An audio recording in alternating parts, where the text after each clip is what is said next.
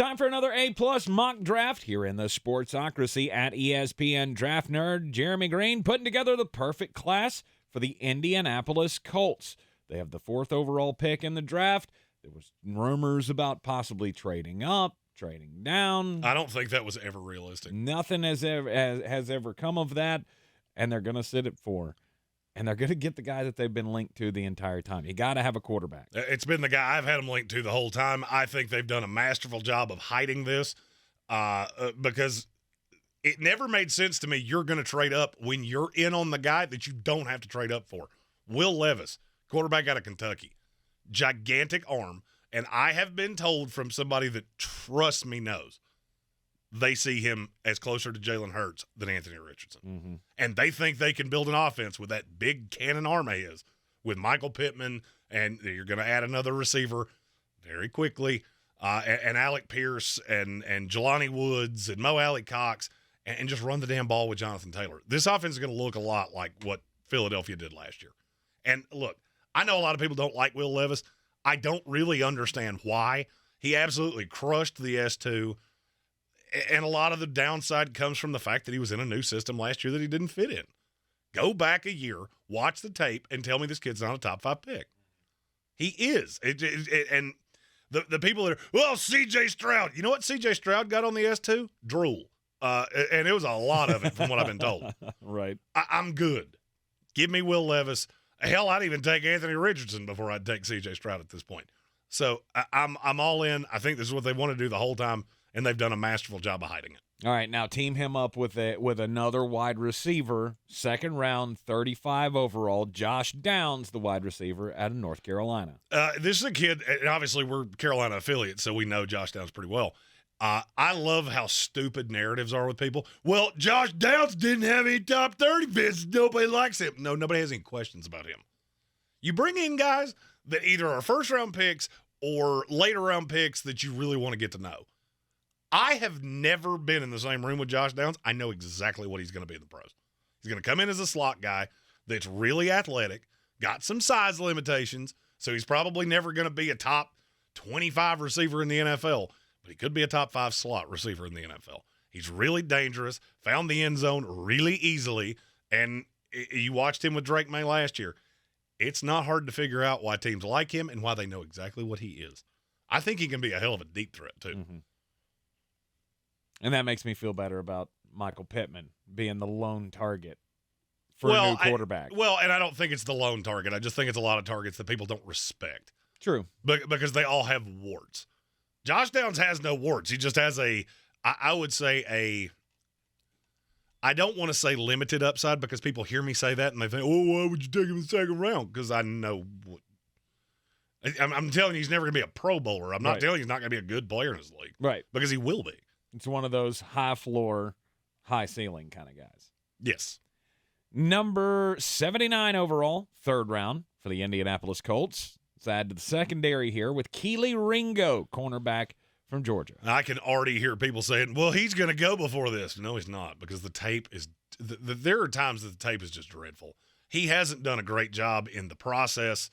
I know they were really interested in him. They've met with him multiple times between his pro day, the combine. He didn't come in on a top 30 visit, but they have definitely shown an interest.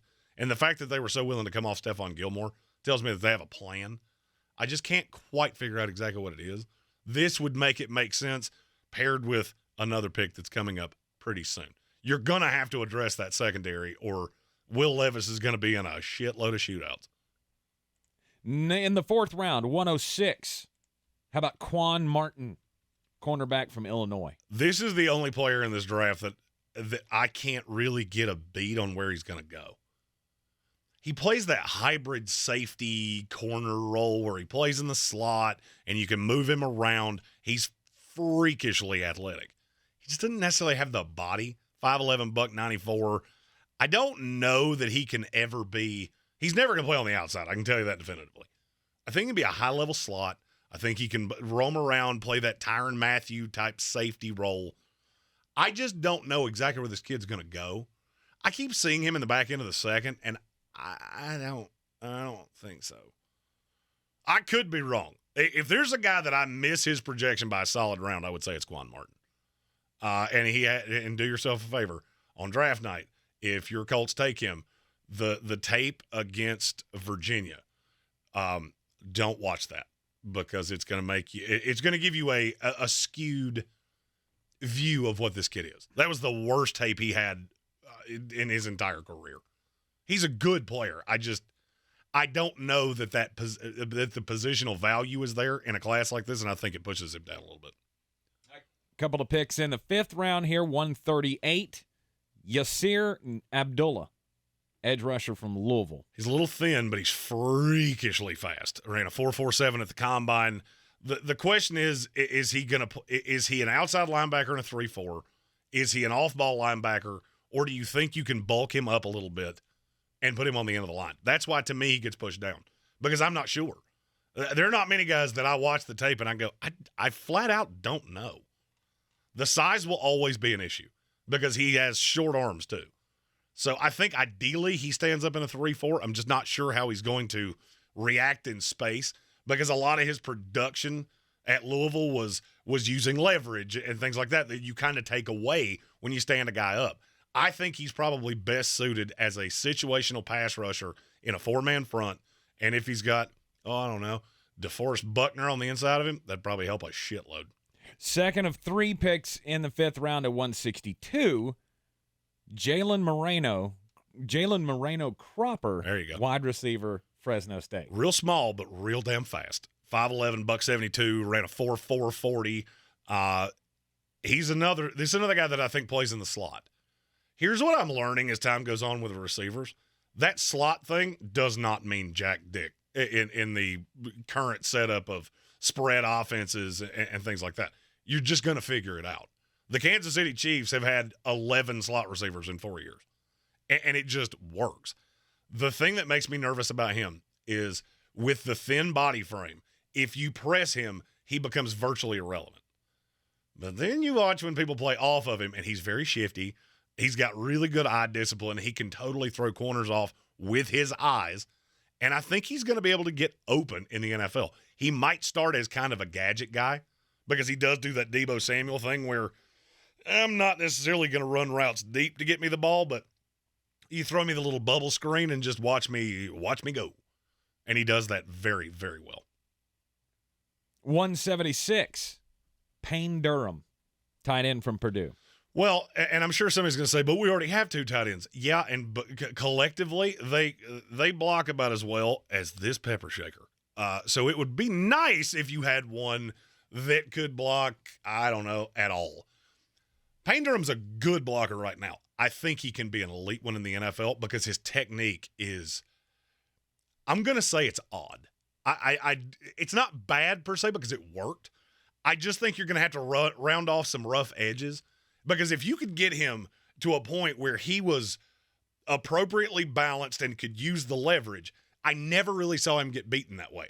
How I saw him get beaten was trying to shield people to the edge and then they just outrun him because you're trying to arm block. You're not getting your base set. And I've been down on this kid to the point of now I think the industry's kind of gotten where I am, and this is about the range where he's going to fall.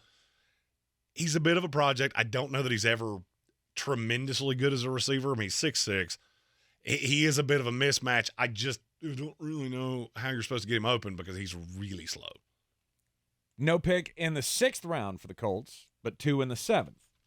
221 overall, Devonnsha Maxwell, defensive tackle from UT Chattanooga. And this is a kid that they brought in, and how do I say this nicely? He's the biggest 300-pound man I've ever seen in my life. When I watched him on tape, I thought he was significantly bigger. Now, he's a bit of a project. He's a run stuffer right now. The question is level of competition. Is he going to be able to do the same things in the NFL that he did in college? Mm-hmm. Because playing at UT Chattanooga, you're not playing the highest of the high. And I'm not going to lie, when they played Tennessee, they ran right at him, and they had zero fear. He held up pretty well, but he was also getting double-teamed. So you got to kind of take that tape with a grain of salt. They've had him in the building. He is definitely a bit of a project, but I think learning from DeForest Buckner and being inside of DeForest Buckner would be really positive for his career outlook. At number 236, the final pick of the draft for the Colts, E.J. Jenkins, wide receiver from Georgia Tech. One of these days, I'm going to figure out how Georgia Tech keeps getting receivers that are good when they never freaking throw. No clue. I mean, they were an option team forever and had between Calvin Johnson, Demaryius Thomas, Stephen Hill, and I know there was some overlap there. But I'm just kind of dumbfounded that you keep getting these guys that wind up being productive pros. Am I sitting here telling you that this kid's ever going to be elite? No, because I don't think he will be. The production was not necessarily there. It's a lot of projection. He doesn't run as fast as I would like him to. He's just in that sub 4.6 range, but he's really, really, really large. 6'6", 245. Now I'm going to say something. You tell me that I'm crazy. It's fine. There was another Georgia Tech receiver. It was real big. Couldn't block to save his life.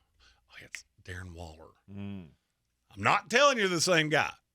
Not by any stretch of the imagination am I saying that. But the raw talent is rather intriguing. Okay. I'm not sure he can play that weird tight end role, but in Indianapolis, he doesn't have to. This just gives me another big target because I've gone very slotty with the two that I've added that can play now, and this gives you he's a developmental piece. It took Darren Waller 4 years to put it together. Now he had other issues, but I could see E.J. Jenkins taking a very similar career path. Coming off one of the most disappointing seasons of 2022, the Indianapolis Colts kind of resetting things here, new coaching staff, and now new quarterback. Will Levis at the top of the draft. Josh Downs definitely be a piece to help him out along with Michael Pittman and the rest. A-plus mock draft for the Indianapolis Colts. By God, nobody can say I didn't get you any pass catchers. If you like these picks, if you don't like these picks, well, you should probably talk to Indianapolis because they've had damn near every one of these guys in the building. But feel free to comment that out. Throw out your perfect A-plus mock draft. See if you can beat me. I answer all of those. We have one more mock draft coming, team by team, and that is my 7-round projection for how the 2023 NFL draft goes, and it will be coming out the 4 days leading up to the 2023 NFL draft, and we'll be live for every pick of it right here. That's right. Like the video, subscribe to the channel, share it out with your friends as well. We will see you on draft night.